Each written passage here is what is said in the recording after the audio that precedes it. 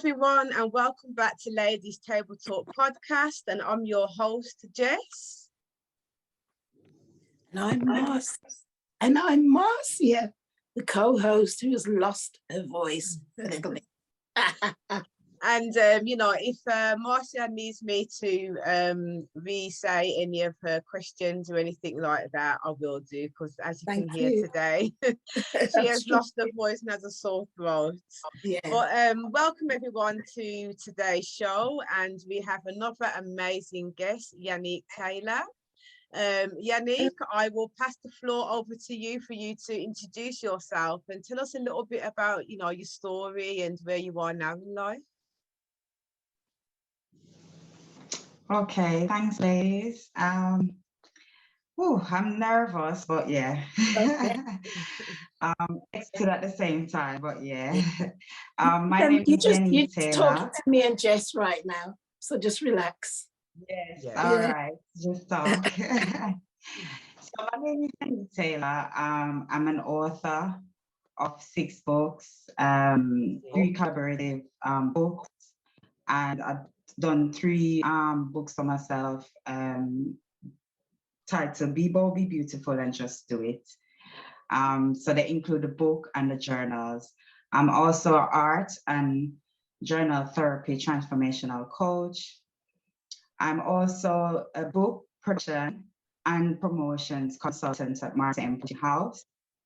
I'm originally from Jamaica, St. Catherine, Spanish Town. I've been in the UK from the age of 20. I have 2 daughters. I've been married twice, and I'm currently still in one of my marriages, just currently going through a separation. Okay. Story, where do I start? I mean, well, going through your bio, Yan, you mentioned that you went through domestic abuse. So you've been married twice, and you went through domestic abuse in both of your marriages. So if we start back from your first marriage, how long was you married for? When did the domestic abuse start, and how did you kind of get yourself out of it? Well, so we were married for 3 years, but the relationship was over 10 years. Okay. Yeah. So really, that started really quite early in the relationship. I mean, within the first year of meeting and getting together, it was just one day, it started to get upset about it. I think what happens really is, you meet the man, very nice, very charming, is ready to show like step up and, take care of you and be the man that you should be. Yeah. And then you're in the relationship now, and then all of a sudden, if something is happening that you don't like, and you speak up about it. And I'm that type of person, I'm not just gonna see something happening. Yeah. Anything. Yeah. So it was one of those situations, within the first few months of talking together, and I'd said something, and I just remembered a backhand coming at me in the car. Poof. And I remember in that moment, because it's something that I don't think you can ever forget that for the first one. Yeah. The first time that hit. And I remember thinking to myself, what is this? Yeah. And I that time, because I remember thinking to myself, before I was even in my situation, I would say I would never work with, or that can never happen to you, because you think, the type of person you are, that wouldn't happen and stuff like that. So when it happened at that moment, it's like all I was watching and thinking, what's this? What's happening? Your reception's a bit crackly, Anne. I don't know if you want to, if there's anything you can adjust. Yeah, okay. Breaking up a little bit. Yeah. Okay. Am I sounding better now? Yeah, it do sound a lot better. I was going to say, I totally resonate with what you just said as well, because, and you know, and I'm sure like hundreds of other women do as well, because one thing is when you do meet a guy, they show you the best sides of them and you think, oh my gosh, he's the, you know, the man of my dreams, or the guy that I've been looking for.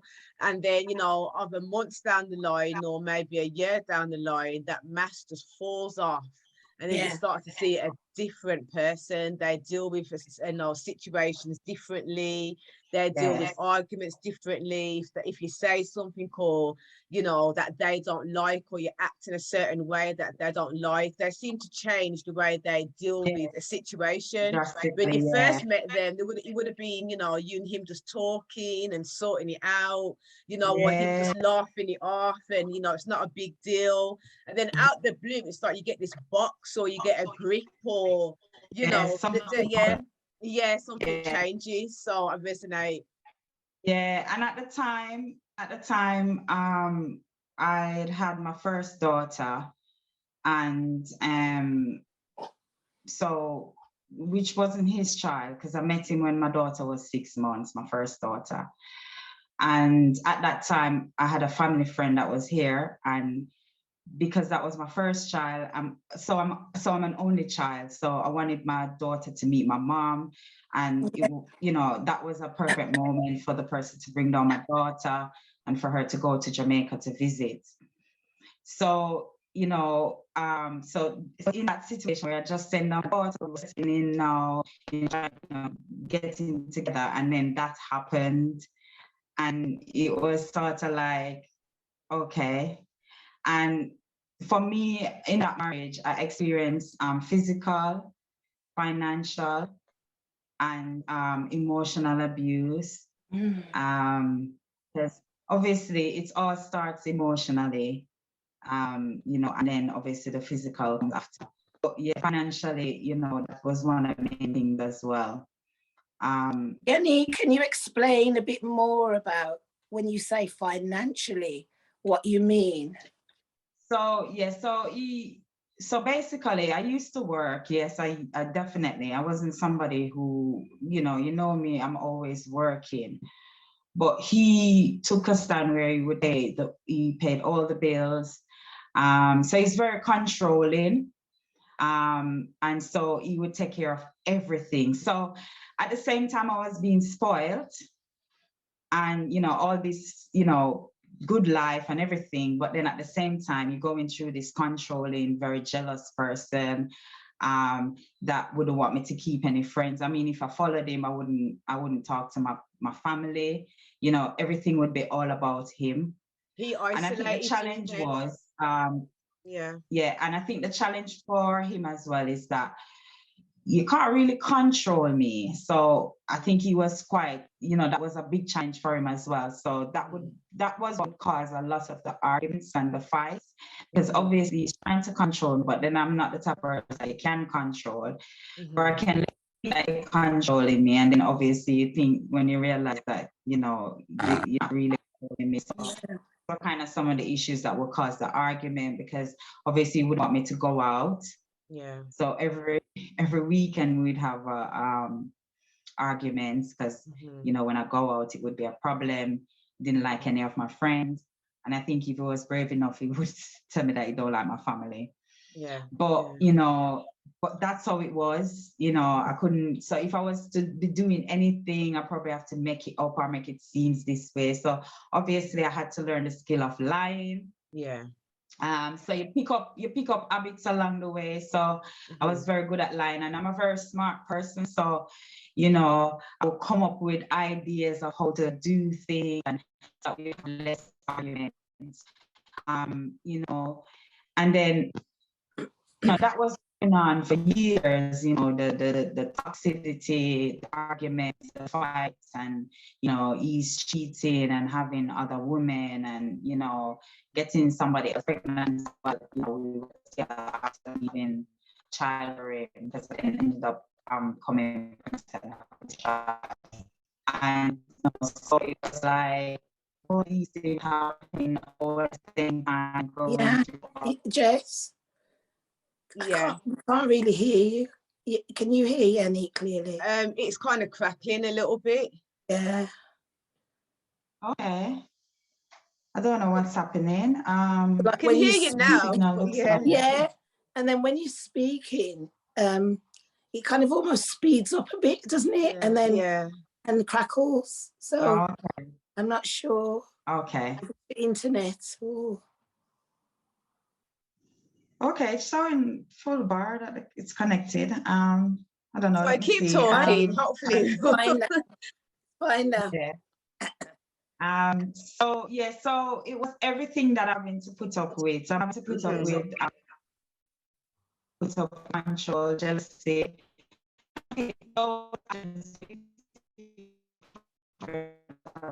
We've lost you again, Jan. Sorry. Lost you completely then. Oh dear.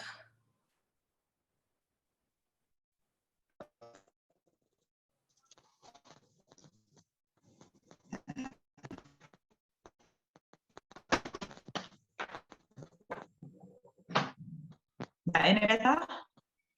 A little bit. Start talking and we'll see. Yeah.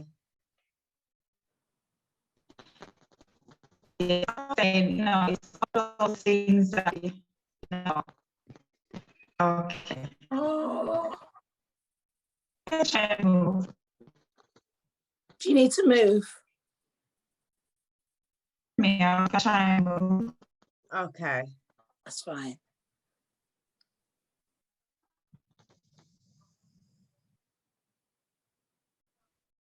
Okay, guys. So we're just waiting for Jan to sort her signal out.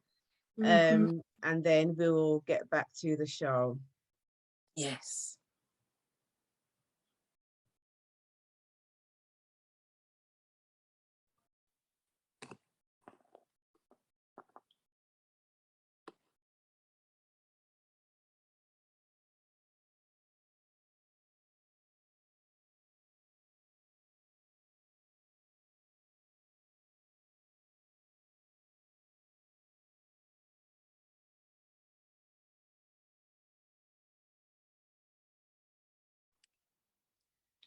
I suppose.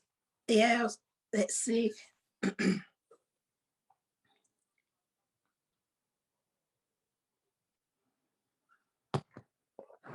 You'd have to unmute, yeah. Okay. Is it sounding better? Just at the moment, and hopefully it will stay that way when you keep talking. No, you're saying great stuff, and then it just like when you get into the meaty bits, it goes funny. Yeah. Like you can't handle it. Okay. Yeah. I'm gonna try not to be too meaty. Yeah, no, we want more meat. We want more meat. We want the meat. We want the meat. I was going to pick up on something that you said because you used the word fights. And I know in another interview that we've done, we kind of explored that to say, is it actually fights or is it that you are defending yourself? So when you said fights, tell us about that. Yeah, I mean, I would say fight because I would fight back. But yeah, it's actually defending myself. I couldn't manage it. It's quite tall and thick. Because I'm always a challenger, so I'm always, you know, fighting back or even. I'm like you, yeah. Yeah. So, and I mean, even being in a relationship. So because I'm the type of person, you know, you're quite hot-headed and you're not afraid to speak up and stuff like that. So your family, they don't even realize that when they assume you're a certain way or they tend to blame you. Yeah. So you tend to blame, oh, it's probably you. And you know, sometimes, so this is what I would normally hear. Sometimes I must learn to shut up your mouth. And I says, why should I shut my mouth? Exactly. That I'm not comfortable with. If I'm with somebody, I should be able to feel free to talk. Exactly. And then that's where family members go wrong because they accept that behavior, and when they do that, that allows the man to keep abusing and doing what he's doing, where they're supposed to pull him up and say, look, stop, you're not supposed to be treating your woman like that. That is abuse, it's wrong. And especially if there's children, they're witnessing that. Yeah, that's it. So it's always, oh, what have you done? Yeah, oh, yeah, victim Causes. blaming. and cause you always open your mouth to talk, you know, and it's always that, you know, why you not shut your mouth? Why you not just shut your mouth? And you're thinking, why should? And Yanique, is that your family or his family? So your family is saying my family, because obviously they would know me and know that I'm yeah, quick to argue or I'm quick yeah. to and you know, confrontational. So they know that. So they would be like, oh, it must be you. It's talking manner, it's you saying things. And you know, I know that my mouth can, you know, sometimes you said it's hurtful, but you know, at the same time, they're not understanding what's happening to cause you to behave. And I think that's an issue within the Black, you know, community itself, you know, because even, you know, you said that it's your family that was saying that to you. You didn't get the support that you needed, and they're making it seem like it's like a woman's job to kind of carry herself. Yeah. Let a man treat you the way he wants to treat you. You should just shut your mouth, and that's not how you're supposed to grow the women to be. You know, we're supposed to be strong. We're supposed to be able to be ourselves, and to voice say, what you want to voice. Exactly. And that's an issue within, you know, True. in general, within the community. True. It's true. And it's almost like, if we deal with it, then you're supposed to can deal with it too. You know, but you're thinking, but when you look at them, they're broken. You know. Yeah. That's it. You shut him up, didn't cause him to stop cheating. You shut him up, caused him to stop, to not leave. And you know, never change anything. So why are you telling me? Exactly. Yeah. Exactly. Yeah. And so it was that kind of situation. So, and I mean, at a younger age, I'm somebody that's always, you know, rebellious. And, you know, obviously it's because of childhood situations and what I've experienced and seen. What did you experience in childhood? I mean, like, even the relationship with my mom, you know, her relationship with my stepdad, you know, there were certain things that I would witness of how he would treat her. And, you know, I would just decide from an early age that ain't happening to me.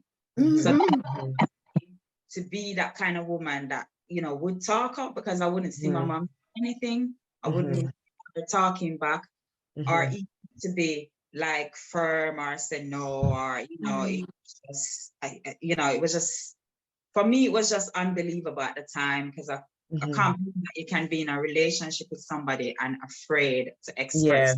How you feel like doing something, you can actually make a decision. Well, I don't feel like cooking today. I don't feel like even cleaning the house, because she's somebody always, you know, whatever. But it was seeing all of these things, and I remember thinking to myself, I don't want to be a wife. Okay.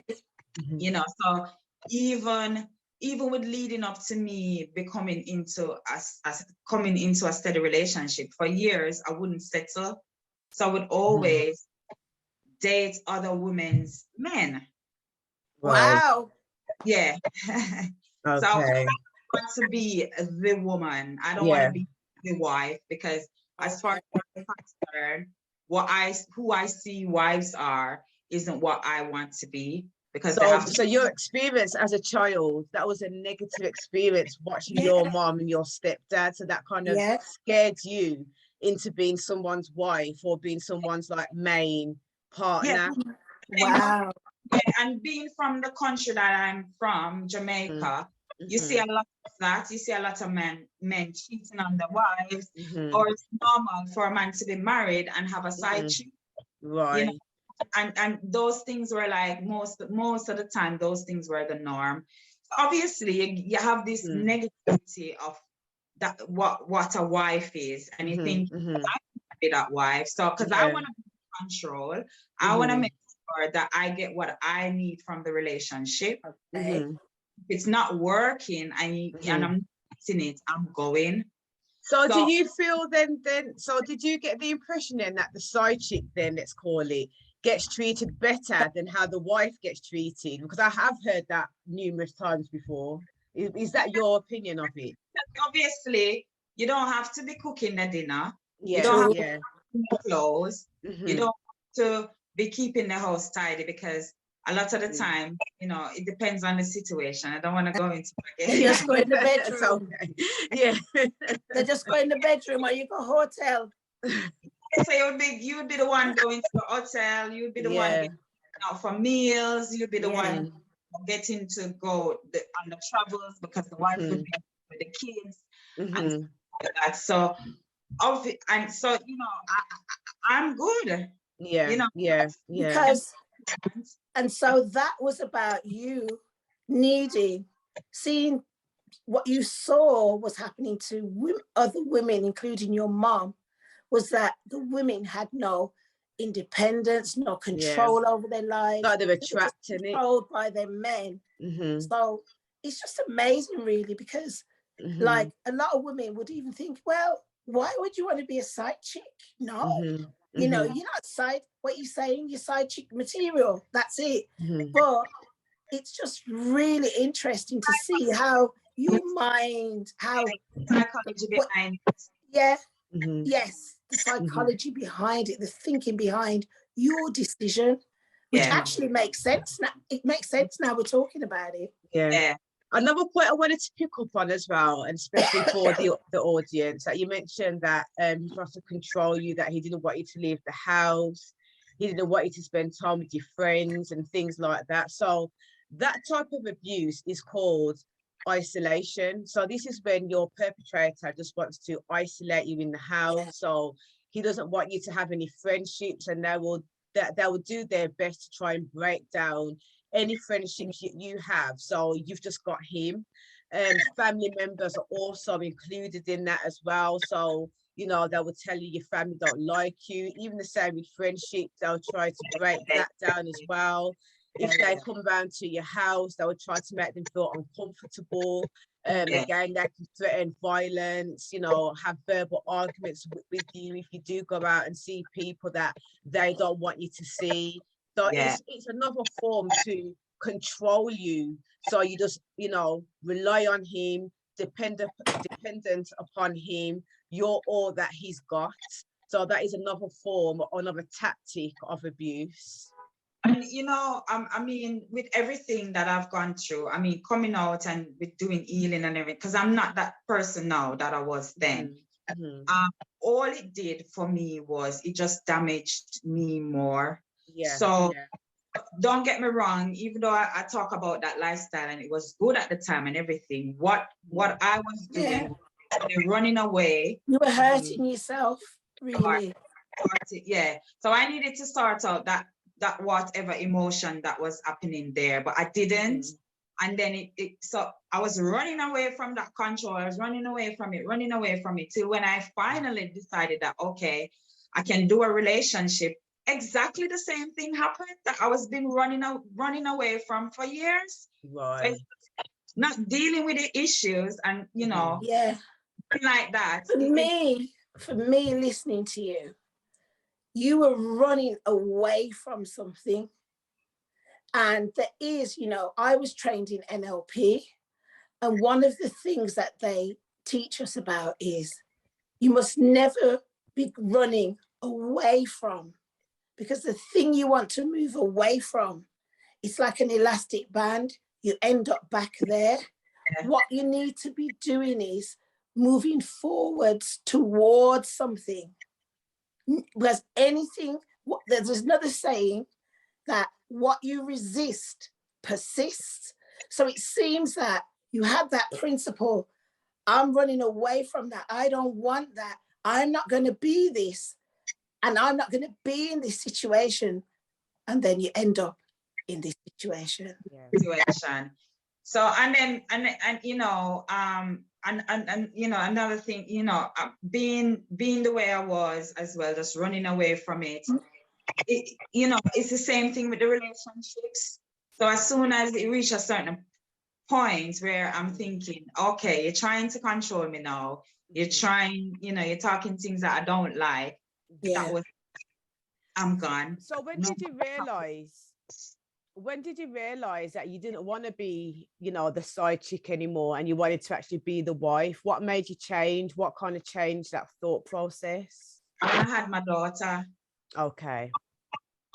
So when I had my daughter, And so that's when I ended up meeting, even though he's somebody that I knew from Jamaica. So, but I started the relationship when my daughter was 6 months. So it's funny because when we started the relationship, because I'm the type of person, I'll ask the questions, you know, I'm not to ask the questions. Yeah. I will ask the questions. Are you married? You know, everything that I need to know. And so in the first instant, when I met my second daughter's dad, you know, my first husband, it was like, okay, he just lied. He was married.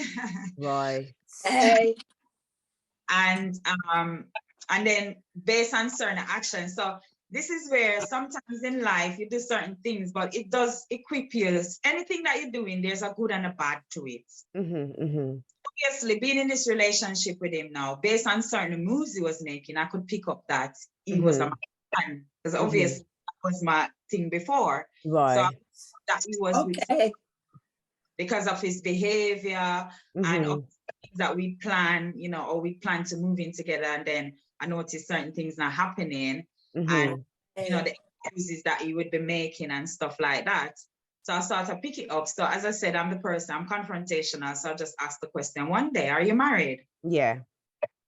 And I guess he was probably shocked because he couldn't even answer. And then obviously told me what it was. But by then, you know, what had happened, you know, I was pregnant again, you know, another chop situation.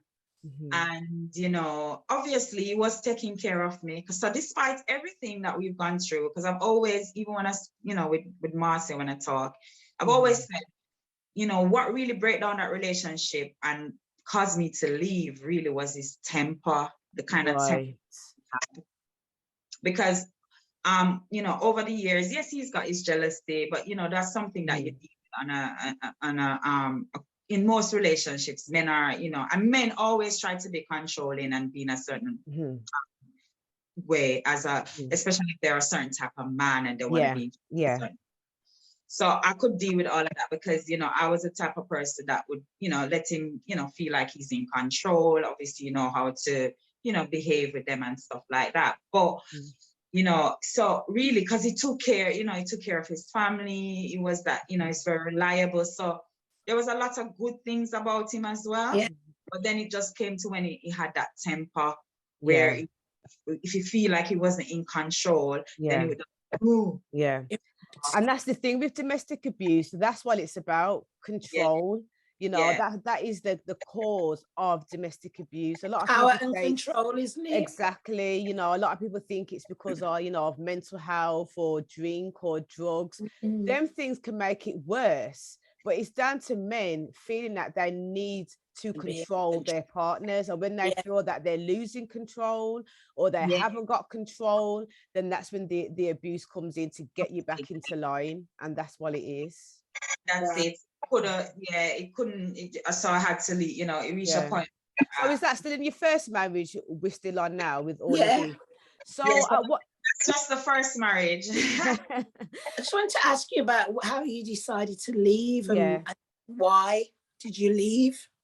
Okay, so I mean, over the years, you know, lots of stuff happened. I left him a lot of times, and you know, he would come for me.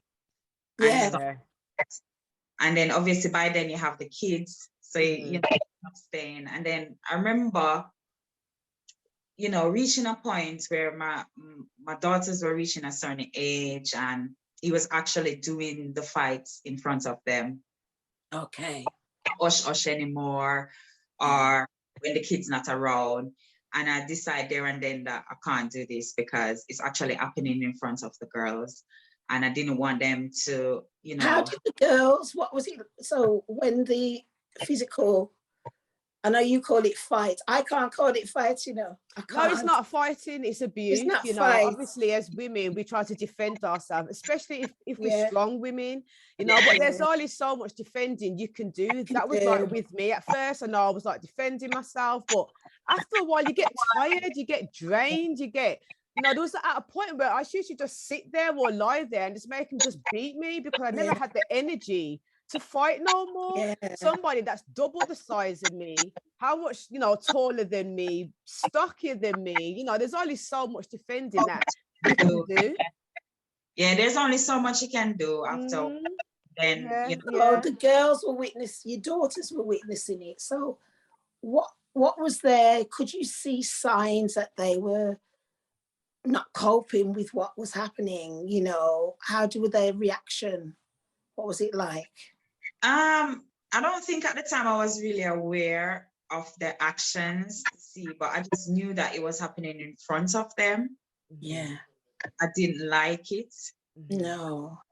It was like it was getting worse because then, you know, I remember one point, you know, it was a mop stick and I had to use my hand to shield my face. So if I didn't shield my face, that would have been my face. yeah. So you know, I had to reach a point where I had to, you know, get the police involved. We went to court, things like that. And yeah, because it was just the icing on the cake when it was happening in front of the girls. And I was like, I can't do this to my kids. The straw, isn't it? The final straw now. Yeah. Obviously, I was in that situation where he was in control of everything, the bills, you know, everything. And so that in itself was a very hard decision to make, and actually making the move. Because if you've been with this person like over 10 years, you're obviously used to a certain lifestyle, you're used to a certain way of living and everything. And I was just in a place where I was just ready to leave. So I was just willing to just pack the black bags with my clothes and just leave. In the end, I ended up having to go into a refuge with the girls. You know, it became that bad, you know, where we were going to court and everything. And, you know, I had to make a quick decision to move. And I remember a friend, you know, advising me and say, Jan, go into a refuge because, you know, you get somewhere quick, you know, and they'll help you to, you know, get back on track. I know. Yanique, sorry, could you just tell me, because one of the things is, and one of the most dangerous times, and Jess will agree, dangerous time for any woman is when she makes that decision to leave. And to leave, it is a time when we do hear that's when a lot of women actually lose their lives because of domestic violence. I'd just like you to tell in a little bit of detail about that day, the planning and the day when you had to get out. How did you do it? So at the time when we were living in the house together, I had moved completely now out of the room, and I was so downstairs there was because we had 2 front rooms. So I made one of them like a room because it was actually like a room. So I made that my room. So obviously over time I started packing stuff. And because I was in that room, it wouldn't seem as if I'm like leaving or anything. I just pack up my stuff and have it there. And then I remember, obviously we were, you know, in that time we were doing the court and everything. That finished. And the day when I was moving, I had to get one of my friend, one of our male friend who had a van and everything. He came and, you know, I said, yeah, come. And he was willing to come to help me to pack the stuff. And my other friend was there. So that in a way would have caused him not to do anything because he was embarrassed. He was in the house when it happened, in his room. So you know what they're like. They don't do things or behave a certain way in front of people. Some a man there, you know. So it was like he just backed off, and I was able to just take my stuff out because my friends, you know, were there with me to move. So that's what happened that day, and I ended up moving. But yeah, and then I mean, even after move, so as I said, we had to go into a refuge, spend 7 weeks, and within 7 weeks, I got, you know, myself sorted because I remember my friend saying, you know, Yanni, you know, it might sound bad, but it's only you're gonna only be there for a few weeks at least, and get yourself back on track, and that's what I did. You know, I mean, in those moments, those times, so at that time now, my family that was here, you know, I wasn't speaking to them because there's a whole lot of things that was happening regarding the relationship with my family as well, and how they got involved certain ways, and, you know, was also damaging to it. So by this, I wasn't speaking to anybody. So I was just literally on my own with the kids, doing stuff and things like that. So that's when my anxiety peaked.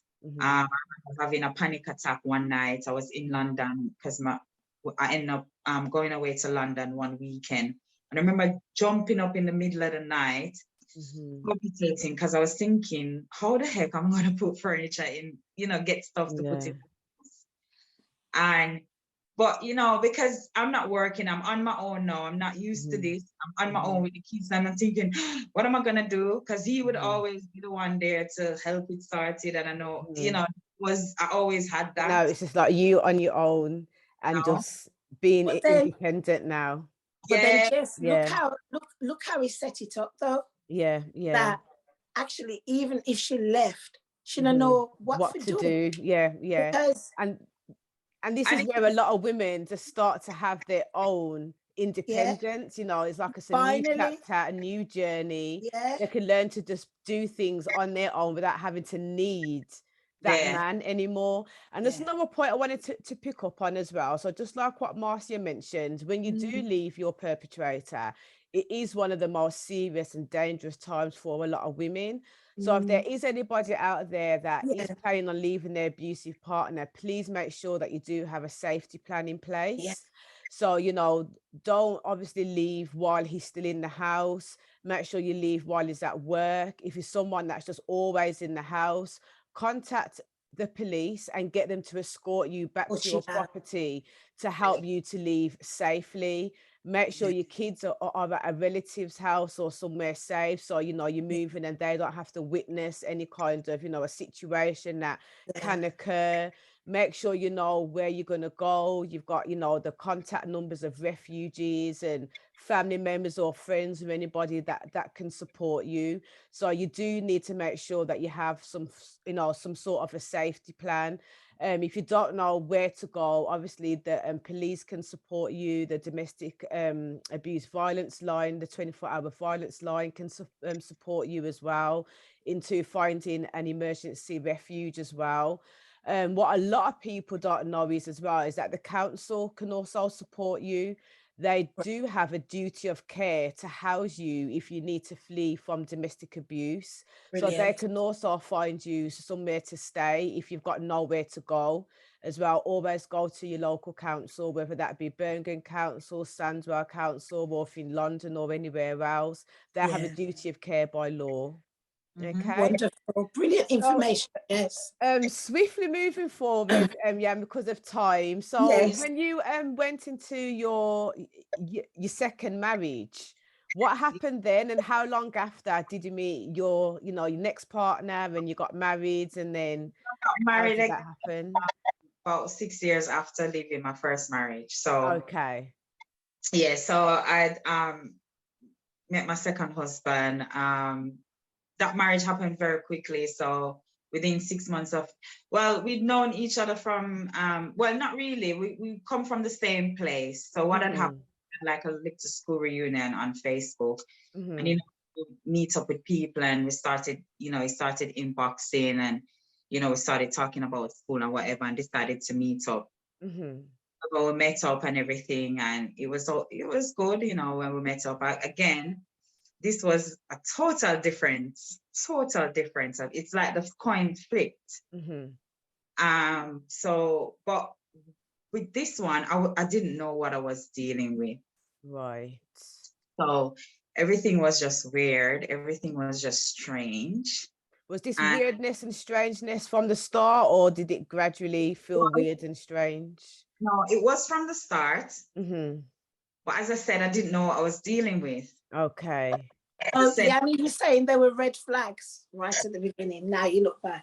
Always red flags, no matter how we try to cover it up after and say, oh, we didn't see. There's always red flags. It's just, I think sometimes if you've never been in that situation before, you don't know what to do or what to say. And sometimes things can get a bit embarrassing to the point where you can't even share it. So, but I'm over it now, because I'm like, when I think about it now, I just laugh, because I think not laugh in a way to say, what happened, how have happened, but it, trust me, it can happen to anybody. Yeah, it can. Wow. I mean, anybody can happen to. So one of the red flags that happened at the time. And I didn't even know if it was a red flag, blue flag, green flag.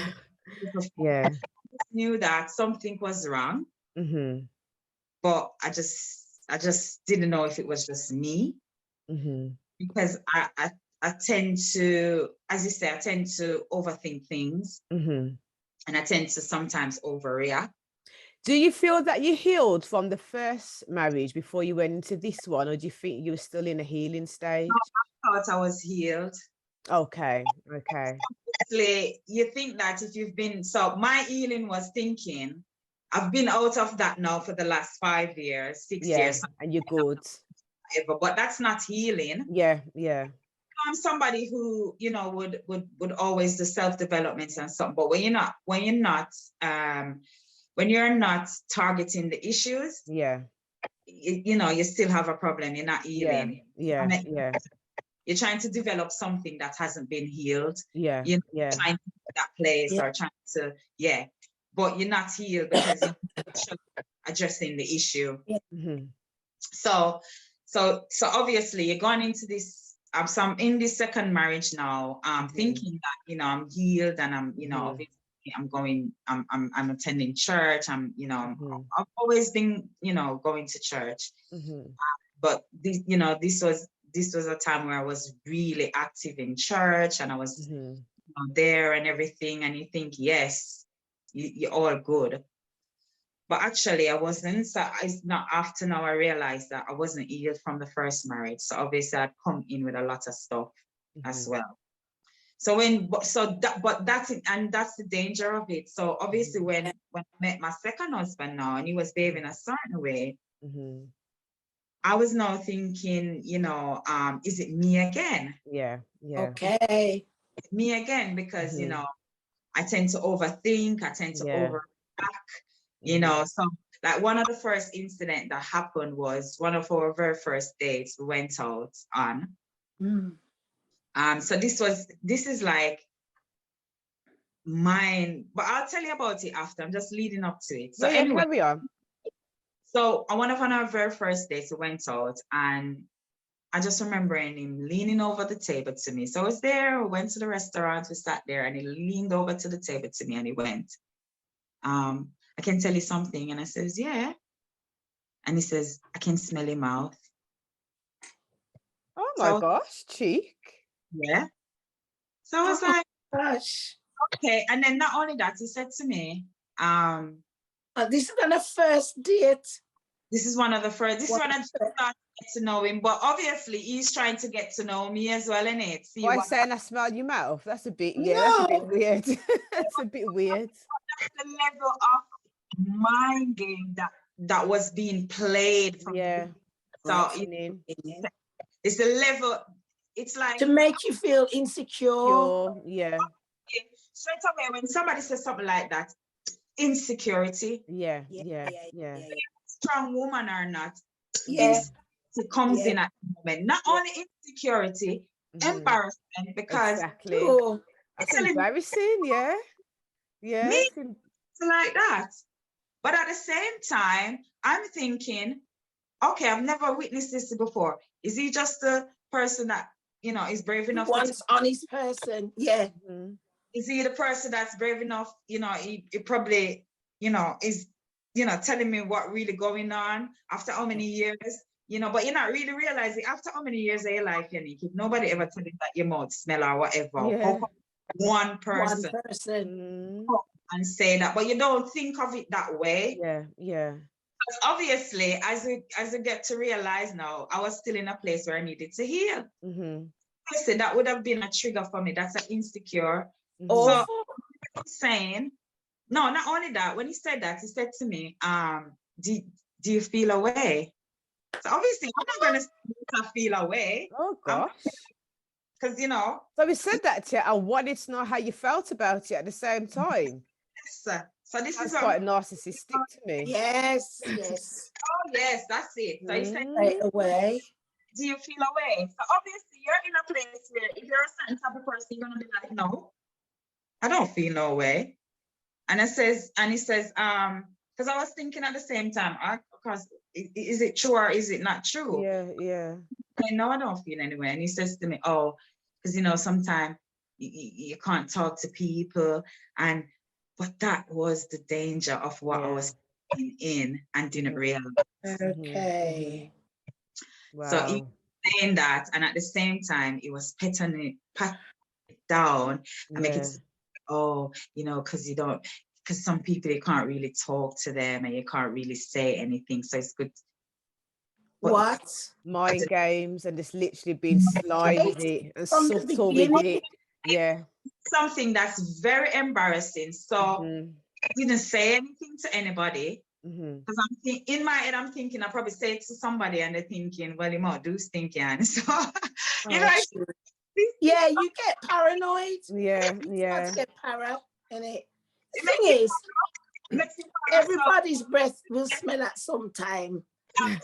Everybody's breath smells at some time. Come on. It's our natural thing. So, it's like, and, if it's not like, at the time I wasn't even thinking like that, but now I'm thinking at the time, it's like, it's not like over time you were meeting up with me and then you think this girl mouth smelling on me, I forgot to tell her about it.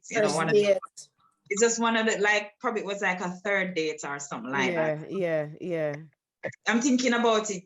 You don't know me that well for evil, can tell me, say, whatever. And if that day you didn't even smell something, so what?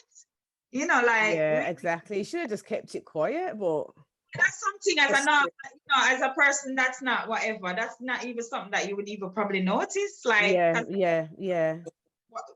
But obviously, at the time, I didn't know what I was dealing with. It was just so like. What were you dealing with, Jan? What was it like in the marriage then?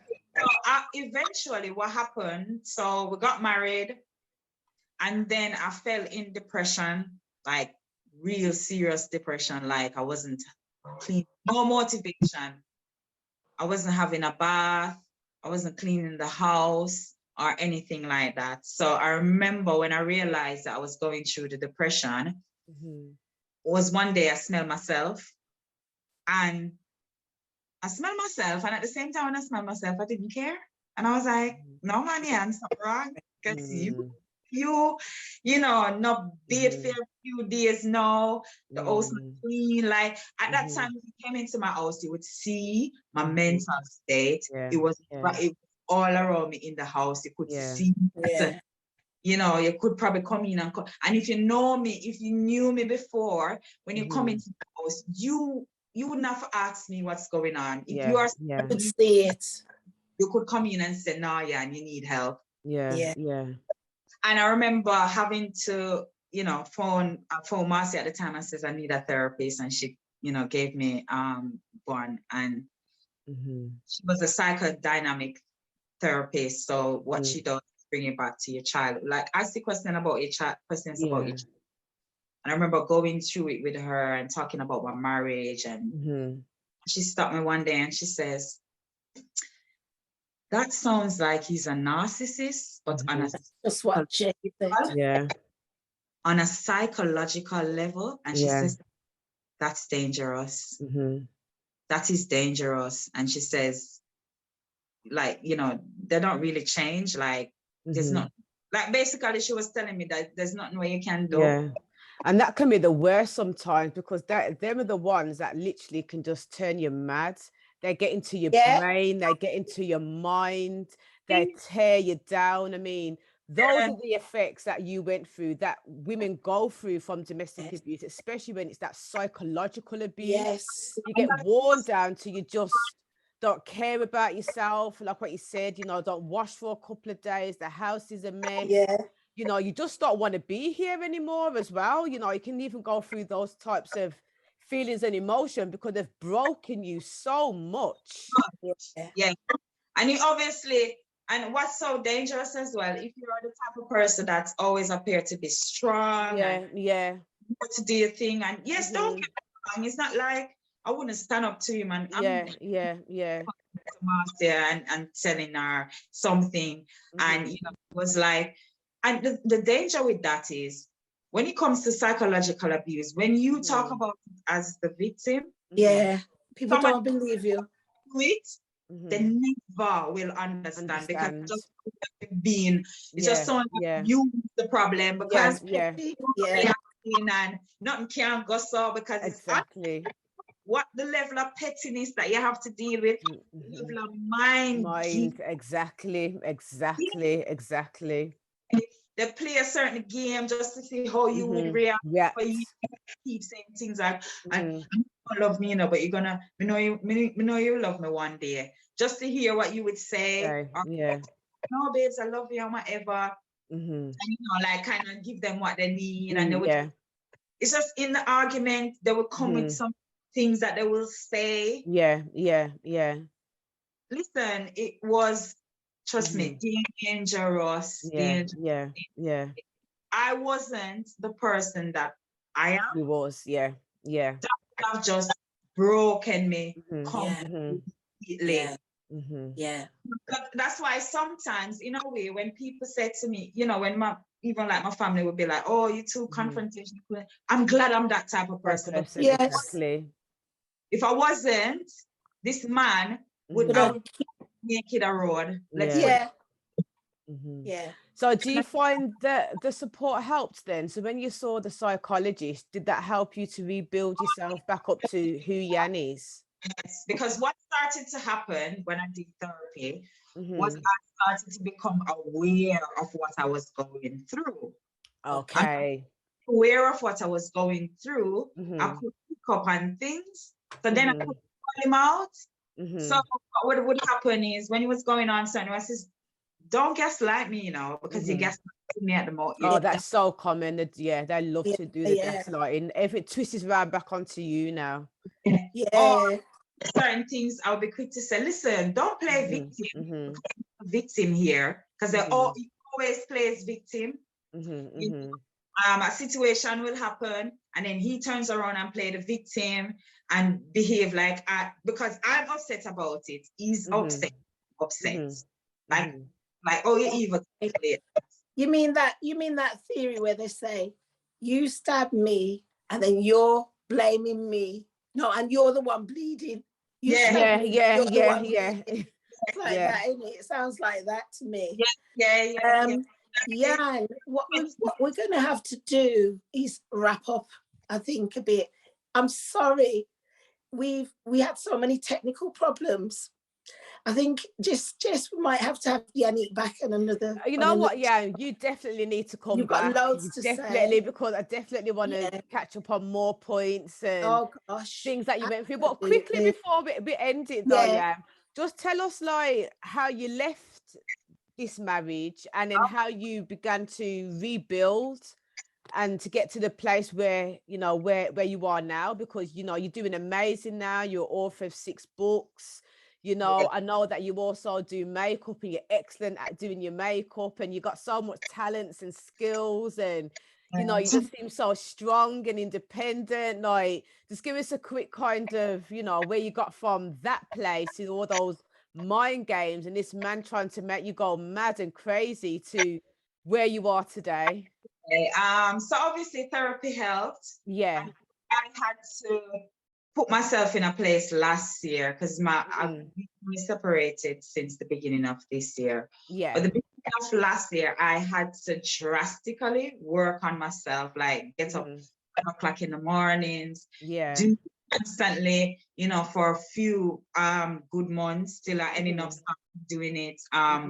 Some ladies on the Zoom in the morning. So obviously everybody was seeing how I was, you know, behaving. Marcy especially was seeing, you know, the difference in me and what's happening.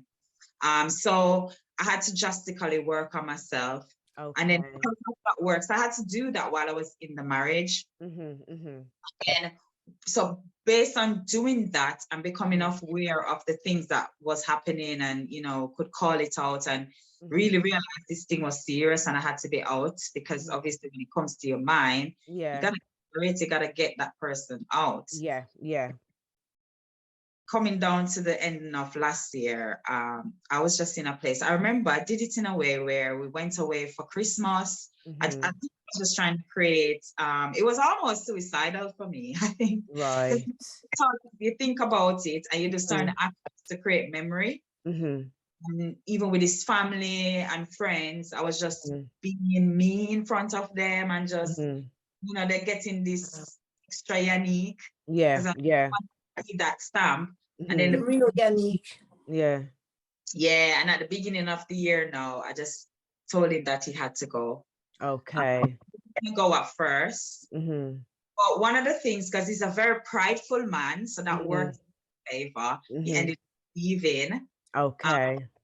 And packing up his stuff and leaving because of his pride. Yeah, yeah. For a while, and and that's what happened, and he left. Okay. Yeah. But obviously, as I said, healing, I get to understand that healing is a journey. It's definitely a daily journey. Daily thing, it's a journey. I mean, when all of that happened with the separation, I still struggle some days with my depression. Yeah. But I'm currently writing my memoir at the moment. So I've never written my memoir. I've never written my story before. So now so I'm also in that place where I'm feeling good to write the story. So that's also a part of my therapy. Okay, fantastic. So, and it's helping me now by writing my story. It's helping me now to connect with the things that I've gone through in those 2 months. Understand where I was coming from and why I made certain choices and stuff. Yeah. To kind of deal with myself and literally to know myself. Fantastic. And if anyone's got any questions on Yan's story, we are going to have Yan back to speak in a lot more detail about her journey, and because Yan, I know she's got so much talents and skills, and she's done a lot through her journey, so I want to kind of touch up more on that. So if there's anybody that's got any questions that wants us to cover anything on the next show that we have with Yan, please put it in the comments underneath the video, and we'll definitely ask those questions on the next show, because we do have to wrap up now, unfortunately. But it has been amazing. We've covered a lot, haven't we? Oh wow, what particularly stands out from this interview from Yanique is the different types of abuse: the psychological abuse, the financial abuse. These really stand out, because sometimes people only think that domestic abuse and domestic violence is just physical violence, but there is many more aspects to abuse. Also, what came out from this interview was about control. And that control is everything, really. And also the fact that women should have a voice. I've lost my voice, but I've still got a voice, and women have a voice. Women have a right to be feisty, to be tough, to be you, just be you. We've got a right to be ourselves, and we've got a right to be in control of ourselves, not somebody else in control of us. Again, healing is the key to everything, isn't it? And it isn't just a one-time thing. You've got to work on your healing daily. And I can see with Yanique, there's so much, as you said, Jess, she's done so much different work on herself along her journey. And it was really interesting when she said, well, this one is like, I just didn't see this coming. Thing,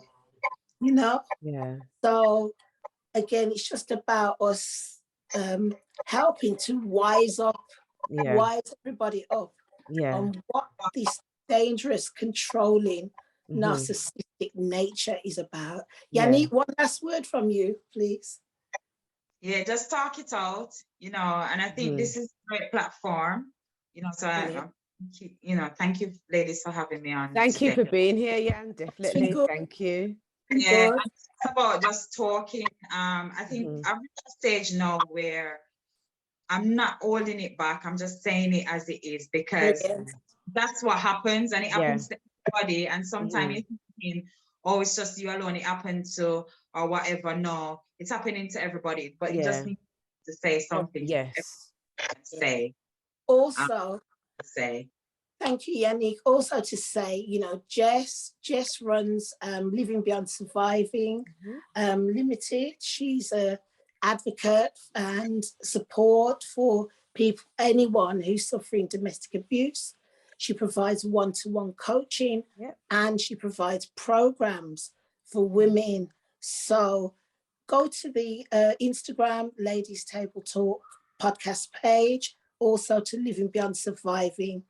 If you're on Facebook and you want to join us as well, we also have a group. But make sure you like, comment, and subscribe to the YouTube channel. Definitely. Just words there. Also, as well, before we go, if anyone's interested in writing a book, Marcia is an experienced publisher, author herself. I will leave Marcia's details. Marcia, can you just quickly let the audience know your publishing name? But I will leave the information underneath the video. So it's have a look for Marcia Publishing House. And you find the website. You know, as Yanique said, writing her memoir is actually another stage of her therapy, and we recommend it as therapy. And look out for the Ladies Table Talk. We don't know what the title will be yet, but it'll be a book about domestic abuse that Jess is working on now. So look out for that. Thank you. Thank you, everybody. Thank you for joining us. And it's been a very, very interesting and amazing interview. Thank you, Jan. Thank you. Thank you, everyone. Bye. Bye.